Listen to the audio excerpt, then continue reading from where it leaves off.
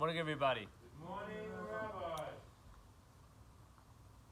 Rabbi. The story is told there's one of the great Hasidic personalities out there. Is a great rabbi that he gave a lot of food. He supported many people for food, and till today he's a very famous rebbe because they use his picture for the mice. I don't know. There's a story with him that someone had a problem with mice. He said, "Hang up my picture there," and that was that. I don't remember his name right now, but this is the famous rebbe that people use his picture. I have a neighbor of mine by my parents. They were doing construction, so when there's construction in Brooklyn, so they hung up a big picture on the gate. It was the first time we to see that. It was interesting, but anyway. So one time, he left town. And a very wealthy man came to town, and he wanted to speak to him, and he wasn't there.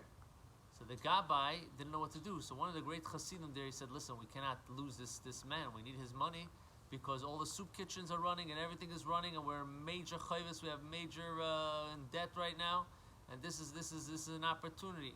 He tells the Shamish, "Tell him to come in. Don't worry, I'll take care of the rest." Shamish didn't know what to do. Take him in. The guy, Rebbe's not here. What should I do? He said, "Listen, pressure and this and that." He said, "Okay." Tells the guy to come in. Guy comes in, and this chassid sits down on the Rebbe's chair, and the guy tells him he has a son or his wife. His family was not feeling well. Needed a bracha. You need a bracha really badly. So he gives him a bracha that you'll be successful and your wife will be okay. And they showered the guy with brachas. The guy was very thankful, and he left a very big donation. And with that donation, he was able to pay up all the bills. Okay. 2-3 weeks later, the guy comes back, and he wants to thank the Rebbe for the brachas. He comes in, and he sees it's a different Rebbe. The guy that he spoke to was a very tall man. It was Rabbi Shaila. His name is Rabbi Shaila something. Rabbi Shaila, it's slowly getting here. Anyway, and here he sees a shorter man. So he thought there's like a group of rabbis that they have, one takes the day shift, one takes the night shift or something. And so he said, "I don't know, it wasn't you that I spoke to, but thank you very much. The bracha was..."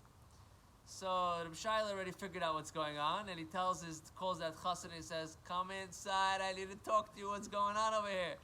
So he comes inside and he says, "What's this?" "I'm sorry, Rabbi, I didn't mean whatsoever in any disrespect.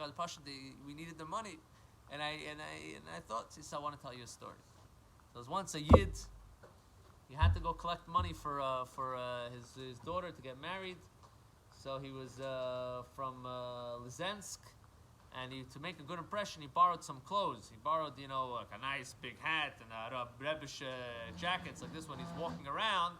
He's not just a regular yumble jumble. He's a very important man. The clothes sometimes can make an impression. He comes to a city and he said, "What's your name?" He says, "My name is Elimelech and I'm from Lizhensk." Now there's a famous Rebbe Elimelech of Lizhensk. So everybody thought that this is the Rebbe of Elimelech from Lizhensk. You could imagine the line of people and this and that. And he, in 24 hours, he made more than the money he needed to make the whole wedding.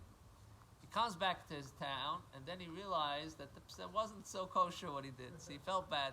So he went to the Rebbe Elimelech of Lizhensk, and he tells him the story. He said, "I said, my name's Elimelech, and my name's Elimelech, but so I'm ready to give you all the money, just I need some for my daughter to." So Rebbe Elimelech tells him, "How did you do it?" So he says, "Listen, I needed the tzedakah. I knew you're a big tzaddik. I told Hashem, these people are coming, they really want a bracha.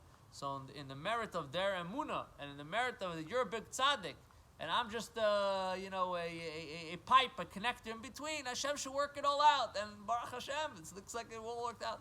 So Rebbe Melech said, it seems like that the schus really, your emunah really made it happen, but please make sure it doesn't happen again.